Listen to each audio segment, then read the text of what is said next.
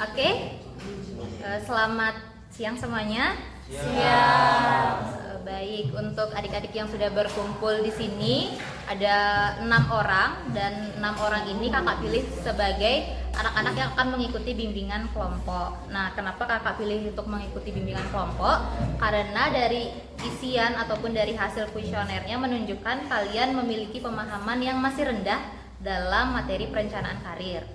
Nah, untuk itu apakah benar pemahaman kalian masih rendah? Benar. Oke, kalau gitu kakak jelaskan ulang ya. Mungkin kakak jelaskan juga lebih rinci dan lebih singkat. Nah, kakak akan menjelaskan bahwa diawali dari pengertian, perencanaan karir adalah upaya yang dilakukan individu untuk memahami diri dan lingkungannya, upaya untuk menyesuaikan diri di lingkungan kerja, menjalani latihan kerja, serta membuat program kerja untuk kehidupan masa depan. Nah, walaupun dari pengertiannya tersebut menyebutkan terkait pekerjaan, tetapi dalam konteks karir ini tidak hanya semata-mata tentang pekerjaan saja, namun juga tentang bagaimana proses kalian menjalani kehidupan dari masa sekarang sampai masa yang nanti akan kalian lalui. Oke, dari pengertian ini juga muncul 3 indikator. Nah, indikator ini artinya penyempitan dari pengertian tersebut yang dimana bisa kalian jadikan sebagai acuan. Nah, indikator tersebut terkait memahami diri dan lingkungannya, lalu ada menyesuaikan diri di lingkungan kerja, serta menjalani latihan kerja, dan juga membuat program kerja untuk kehidupan masa depan. Nah, dalam memahami diri, kakak harap kalian bisa memahami apa yang kalian inginkan, lalu apa kebutuhan kalian, dan juga apa kompetensi yang kalian miliki. Nah, kemudian ada yang terkait menyesuaikan diri di lingkungan kerja. Nah, kakak harap kalian itu bisa beradaptasi ataupun bersosialisasi di mana kalian saat ini. Nah, misalnya saja sekarang kalian di sekolah, kakak harap kalian juga bisa untuk menyesuaikan diri di lingkungan sekolah, karena lingkungan sekolah pasti berbeda dengan lingkungan kalian di rumah. Benar atau tidak? Benar. Oke, lalu yang terakhir adalah membuat program kerja. Nah, walaupun itu sederhana membuat program kerja, tetapi membuat program kerja menjadi salah satu hal yang penting untuk kalian, karena di dalam membuat program kerja tersebut kalian akan dilatih untuk merencanakan apa yang kalian lakukan, sehingga apa yang akan kalian lakukan itu terlihat akan terarah. Jadi kalian tidak akan bingung, ataupun seandainya kalian bingung dalam merencanakan program kerja itu kalian bisa mengkonsultasikannya. Seperti itu. Nah, mungkin agar ada bayangan lagi terkait perencanaan karir ini, seperti yang kakak jelaskan di awal, kalian bisa mencari contoh orang-orang yang memiliki perencanaan karir yang tinggi. Jadi bisa kalian contoh, lalu kalian ikuti dia.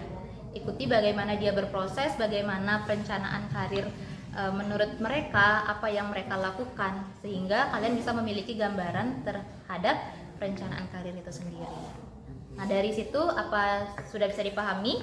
Sudah. Oke, selanjutnya juga kakak ingin menjelaskan bahwa di perencanaan karir ini ada yang namanya teori Holland yang membahas terkait karakteristik kepribadian kita. Nah, dari kepribadian itu nanti akan menunjukkan apakah kalian cenderung di bidang sosial, di bidang artistik, kemudian juga ada terkait pengusaha ataupun entrepreneuring, dan juga banyak kepribadian-kepribadian lain yang dimana kepribadian tersebut akan diukur melalui tes. Oke, untuk itu apa sudah bisa dipahami? Sudah. Oke, mungkin selanjutnya akan kakak bagikan kembali kuesioner, ini mana ini juga bisa kalian ini juga bisa kakak gunakan sebagai acuan kakak apakah kalian sudah benar-benar bisa memahami perencanaan karir seperti teman-teman kalian. Nah, untuk itu bisa diisi ya.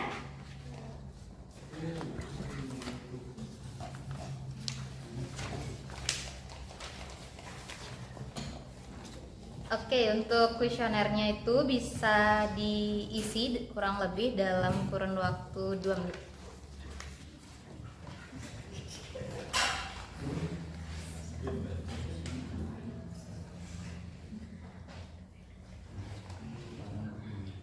Bisa diisi sesuai dengan pemahaman kalian.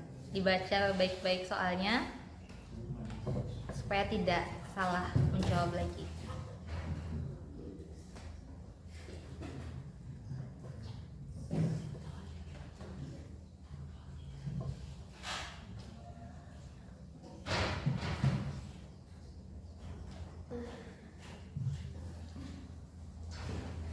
apakah sudah selesai?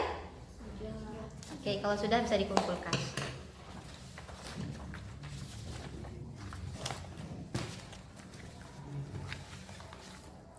Baik, dari hasil kuesioner ini akan kakak telaah lagi, dan selanjutnya itu akan ada tahap konseling kelompok. Nah, dari setelah tahap bimbingan kelompok ini akan kakak pilah lagi siapa yang memiliki masalah yang akan kakak selesaikan nanti di konseling kelompok. Untuk itu, nama adik-adik yang nanti termasuk ke dalam konseling kelompok bisa mengikuti prosesnya dengan baik ya.